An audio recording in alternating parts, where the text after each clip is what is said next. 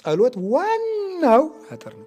ቢሰለቻችሁም ባይጥማችሁም ቢመራችሁም እንቅልፍ ቢላችሁም ሐሳባችሁ ቢበተንም ምን ቢልም እንደውም አንዳንድ ጊዜ ደና ውለን ደና ያደርነው ሰዎች የጸሎት መጽሐፉን ስንይዘው ኃጢአቶቻችን ሁሉ እንደ መስታወት ይመጣሉ፣ ይዋጉናል። ዝም ብለን እናንብበው ግድ የላችሁም። የእግዚአብሔር ቃል ቅቤ ነው አይደለም የሚሉ አባቶቻችን። ቅቤ ስለ ቅቤ ብትማርም ባትማርም ከተቀባው ምንድን ነው ያለዝብሃል።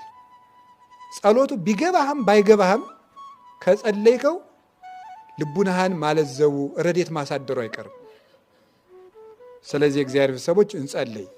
ዲያብሎስ እጅና እግራችንን ካላሰረ የእኛን ጸጋ መውሰድ አይችልም።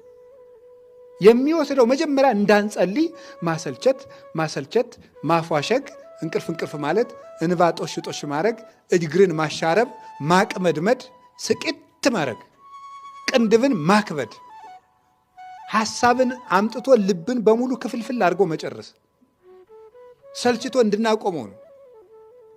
አጥሩን አፈረሰ ማለት። ከዚያ በኋላስ እንደፈለገ ሀብታችን እየወሰደ መሸጥ፣ ጸጋችን በሙሉ ማባከን፣ እኛን ማጥፋት ይችላል። ስለዚህ የእግዚአብሔር ሰዎች ከምንም በፊት ለጸሎት ቅድሚያ